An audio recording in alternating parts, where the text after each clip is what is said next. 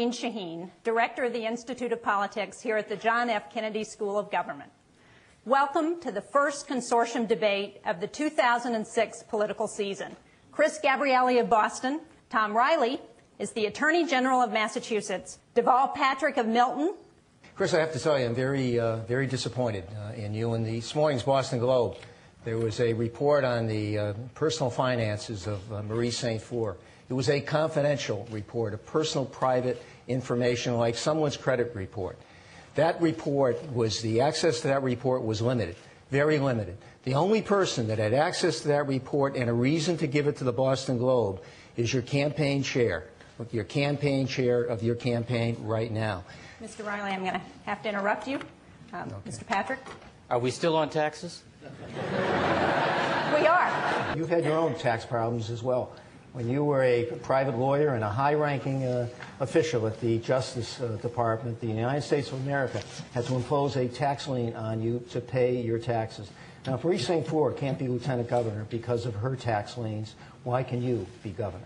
I would also say, just on the comment about our own tax lien, frankly, Tom, if you'd shown this kind of curiosity about the big dig, we'd all be better off right now. All right. Your campaign is nearly all self-financed. You refuse to release your tax returns. And by not accepting public financing, you've set the spending limit at over $15 million. Now, this is your third attempt at elective office. How do you convince voters that you're not simply trying to buy your way into politics? Well, my wife's here. She just heard those statistics. Sorry.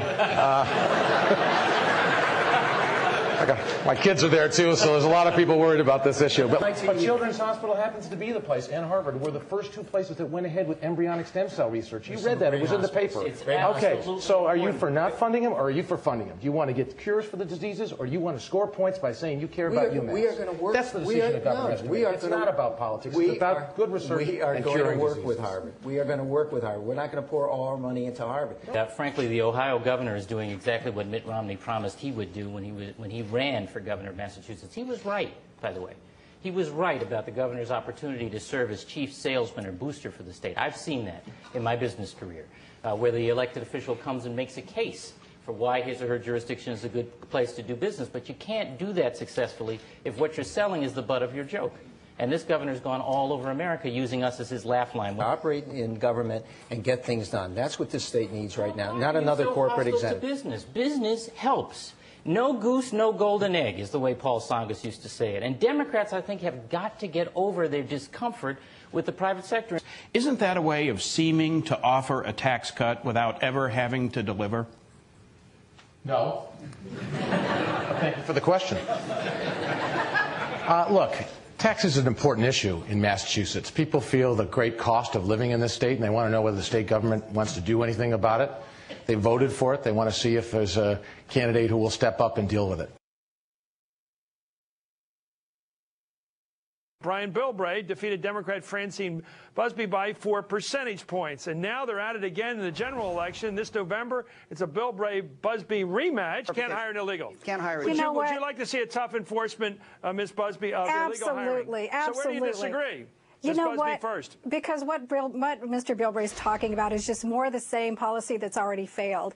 That's why we need comprehensive reform. San Diego would be a disaster without a guest worker program. That we have if he simply says, I want a resolution of support to do what I've been doing since 2003, let me have the authority to stay in Iraq with the troops and be commander-in-chief, would you vote yes on that vote or no? What he's doing now is not, staying the course is not an option. So I would not give him blanket. Would you give him that? I would tend to vote yes. And unless there were some extraordinary reasons to basically pull the carpet out from support of the effort, I would give the benefit of the doubt. Would you vote to raise taxes in any way?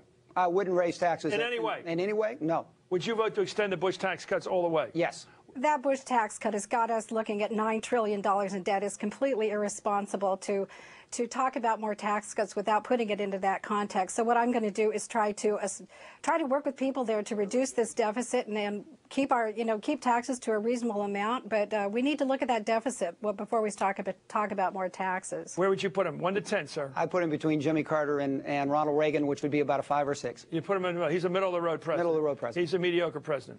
Well, I mean, well, come on. Give me a verb. Give me an adjective. Mediocre, average. I think he's a sign of the times, and he's during tough times. Is he a great president? He's not great on my issues. I mean, immigration is. I'm very upset with him. Is he great on defending America? I think he's very good on defending America. Is he a great president?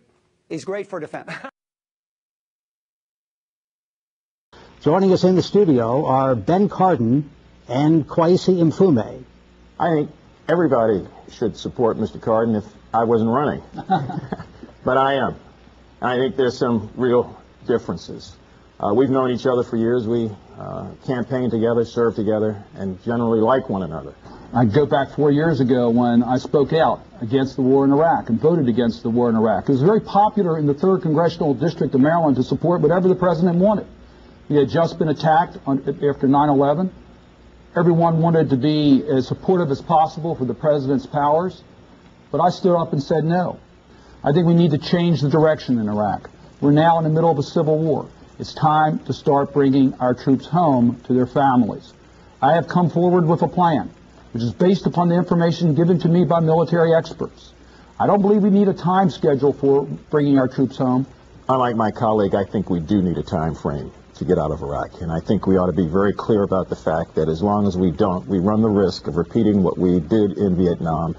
And I was there the day Saigon fell before my television set, like many of you, and I remember that last helicopter pulling off from our embassy and people crying and pulling out their eyes, trying to get on it to get out of there. And we left in shame. We lost 58,000 American lives that are on a wall in Washington now. We lost the war, and the president went on TV that night and said, we have claimed victory with honor. Well, there was no honor in that, and there's no honor in trying to find a way to perpetrate this situation in Iraq. I think the first thing that happens if I'm the nominee and Mr. Steele is the nominee on the Republican Party is that the whole issue of race is off the table. You can't play that card because the last time I looked, we both were of the same ilk. The other thing is that when you take race off of the table, you really do have to talk about issues, and that's what Maryland voters really want in the campaign. I believe that my candidacy as the nominee of the Democratic Party will not only excite our base, because they understand the differences on issues between someone who would be a rubber stamp for the Bush administration and myself, but it would also energize the persuadable voters who are today concerned about the policies of this administration, are looking for new hope in Washington. I just think it's difficult when you take the kind of money he's taken from insurance companies to effectively fight those companies when it comes to legislation, because you don't need it. And I think particularly in his case where he serves on a committee overseeing health, that you don't need to take money from the pharmaceuticals. It's hard for me to fathom why you do it, and then if you do it, how can you find a way to fight them at the same time? Judge me on my record. I've taken on the insurance companies. Today, insurance companies pay for the emergency room visits of their subscribers based upon prudent layperson standards. Before my effort, they turned many people away. We need publicly financed campaigns. We need spending limits and caps. If it's good for the NFL, it can be good for politics in this country. By the time this is over, I will be called everything but a child of God. It's happening already in the primary. Why can't we